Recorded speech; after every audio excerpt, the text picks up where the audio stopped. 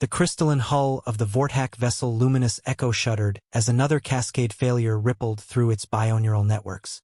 Captain Zexthara's six-fingered hands danced across the organic control matrix, her bioluminescent patches flickering in distress patterns that her crew had learned to fear. "Hull breach in Sector 7, reported Navigator Colven. His serpentine form coiled around the navigation sphere. "The quantum storm damaged our self-repair systems beyond recovery."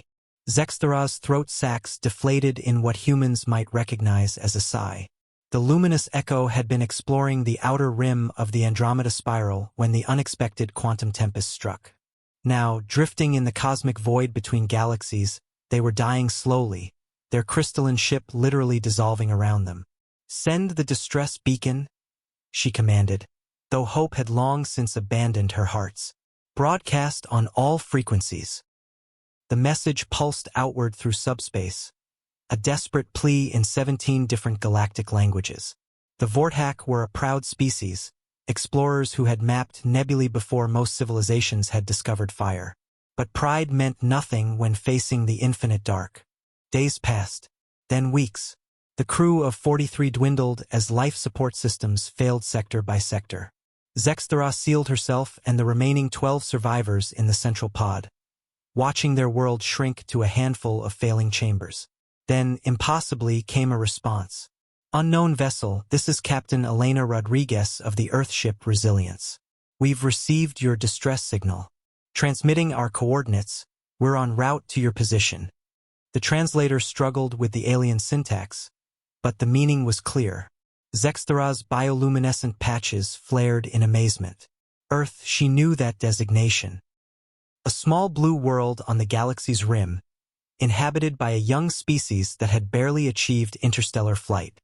"Captain," Colven whispered, his voice barely a rasp through damaged vocal cords. "Their ship? It's primitive. Chemical propulsion, basic shielding. They're risking everything to reach us." When the Resilience finally appeared on their sensors, Zexthara understood the magnitude of what was happening. The human ship was tiny, clearly not designed for intergalactic travel. Its hull bore scorch marks from the same quantum storms that had destroyed the Luminous Echo. Yet here it was. Captain Rodriguez's face appeared on their view screen, a bipedal creature with peculiar facial fur and startling blue eyes. "We're going to get you out of there," she said simply. The rescue took 18 hours. The humans worked tirelessly, their crude but effective technology somehow compatible with Vortac systems. They rigged life support extensions, transferred the survivors to their cargo bays, and even managed to salvage some of the Luminous Echo's data cores. As Zexthara was helped aboard the human vessel, she found herself face to face with Captain Rodriguez. The human was shorter than expected, her uniform bearing patches of wear, her hands scarred from what looked like manual labor. "Why?"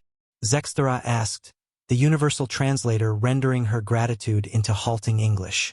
"Your people. You risked everything for strangers." Rodriguez smiled, a peculiar facial expression that somehow conveyed warmth across species barriers.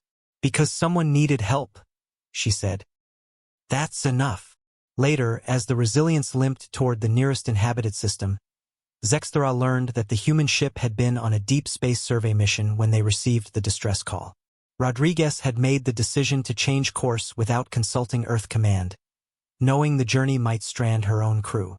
"Humans," Zexthara mused to Colven as they watched Earth's sun grow brighter through the viewport. "They are not as advanced as us, yet perhaps they understand something we have forgotten." The navigators remaining, I focused on the small ship's crew working together to keep everyone alive. "What is that, Captain?" "That the measure of a civilization is not in its technology," she replied, "but in how it treats those in need." The rescue would become legend not just among the Vortac, but throughout the galactic community. And somewhere in the vast cosmos, other species would learn that when the darkness came calling, sometimes the smallest lights shine brightest.